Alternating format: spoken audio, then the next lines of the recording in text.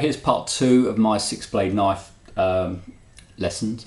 This one is on the second solo, so it's the kind of outro solo really. So it starts off with a rake. Now a rake is, you probably know this if you've studied Mark Knopfler's playing, but a rake is where you play the strings muted to lead into, or some strings muted to lead into a normal note, which kind of pops out and jumps out of the mix a little bit because of the rake that led into it. Really hard to explain, and that probably doesn't make any sense at all, but I'm just going to demonstrate. So I'm going to do a rake at the beginning of this solo on the 5th fret, 3rd, 2nd, 1st strings. So it's that. So I'm kind of rolling my finger, but all of those notes are muted. And playing Knopfler style, I'm using my thumb, then 1st, then 2nd to do that. If you've looked at some of my other lessons on his solos, you'll have definitely seen this before. So it's, and it leads straight into the first proper note of the solo, which is an 8 on the 1st string, C, very slight bend. Just push up slightly. So it's, in terms of the right hand for that phrase, what I'd probably suggest is thumb, 1st, 2nd, 1st, and the 1st finger plays that actual proper note. So it's,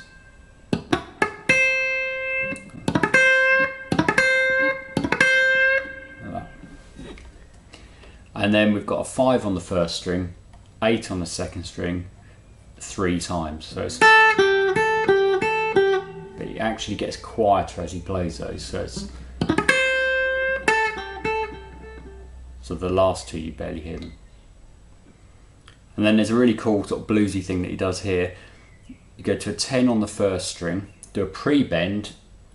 By now, I'm sure you know about pre-bends if you've been watching these Knopfler lesson videos I've been doing. There was at least 1 or 2 in the first solo from this song, so I won't go through what pre-bends are. So it's a pre-bend at 10, but you're making it sound like a 12, let it down to a 10, and you do that 5 times. And what's really bluesy about this is that he plays them all kind of slightly out of time, especially the 3rd one, if you want to be precise. So he plays it 5 times, but the 3rd one's kind of late, like this.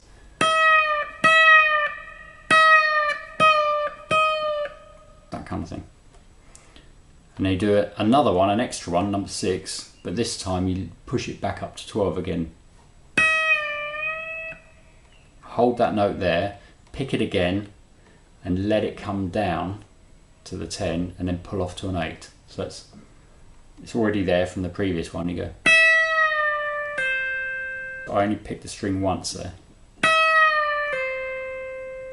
and then there's a 10 on the 2nd string on the end, which is the root note, the A. So that whole phrase really slowly.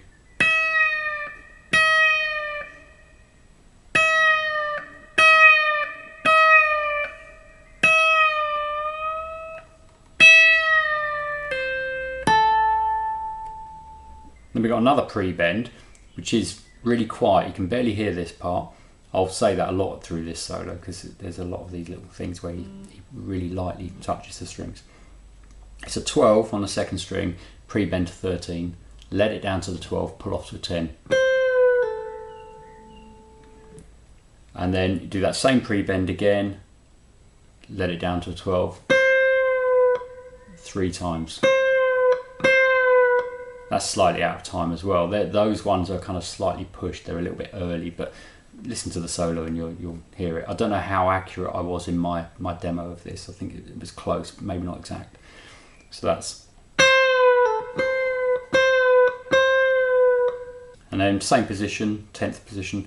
We play a 10 on the 2nd string, and then 2 13s. 10 again, 13 again. And then the pre-bend at 12, the 2nd string still, to 13, let it down to a 12. So that was... And then play 10 again on the 2nd string.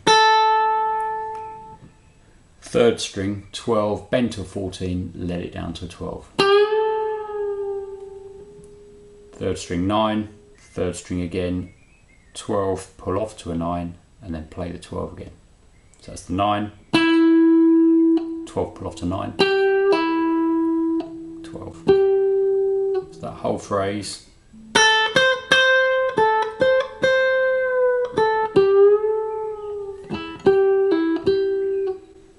And it kind of leads straight into the next one, which starts on this 12, but you bend it to a 14, and then play second string 10, second string 13,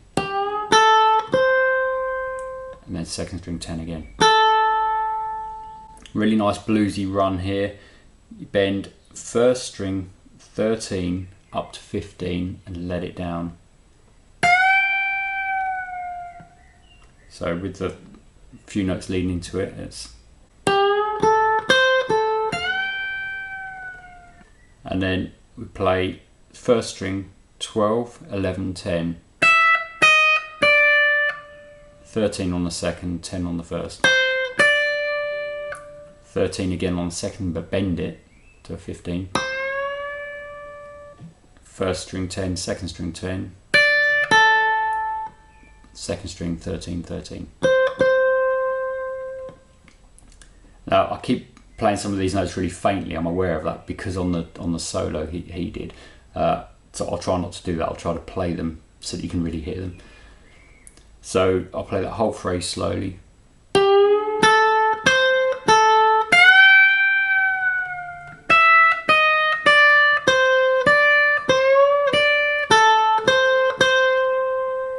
And then up to speed, still without any of the dynamics.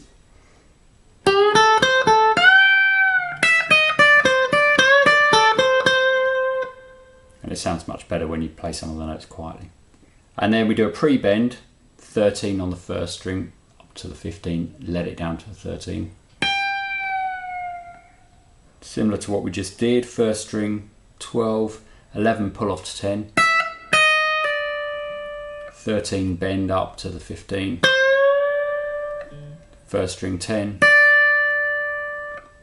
that same bend again on the second string, and then 10 on the first, 10 on the second, so you kind of roll your finger, and then 13 on the second string, pull off to that 10, so leave this one there. That whole phrase.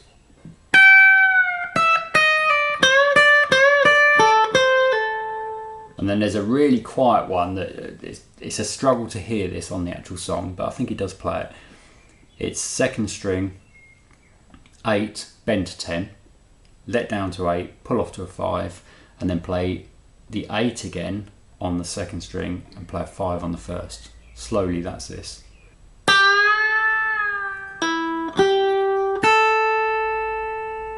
He does it really quietly.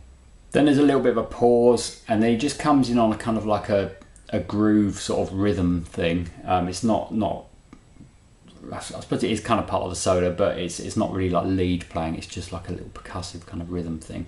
What I think he's doing to begin with is flattening the first finger over the 5th fret, 2nd and 3rd strings. Play those two. And I think the first time he hammers on to a 7 on the 4th string, like we did earlier in this solo, or possibly in the first solo. Like that. So play the 2 5s again.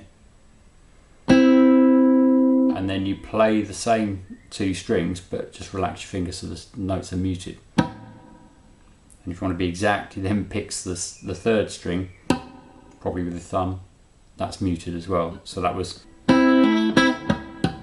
probably don't need to be this accurate. I'm just trying to work out what he actually played, and then even on my demo I probably didn't play it exactly like this. And then we've got 7 on the 3rd string, 8 on the 2nd, and you play those two together, followed by 7 on both strings. You could either move your little finger back or flatten that 3rd down. So I suppose you could start with it flattened and then go. Either of those is fine.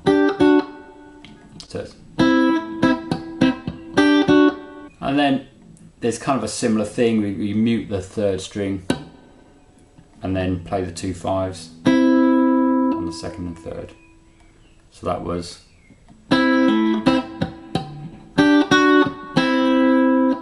And he does a similar thing next. He plays the 2 5s I don't think it does the hammer on this time. I think it picks the third string as a muted note, and then plays the 2 5s again twice, muted third, and then that descending thing we did. But I don't think you want to be too accurate with this. I mean, just try and get that kind of idea of this with some muted parts, and then definitely get that bit.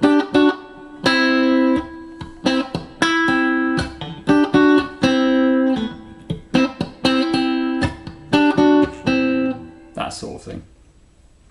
Okay, that's the whole solo, because that I forgot to say, that repeats and fades out. So that is the whole thing.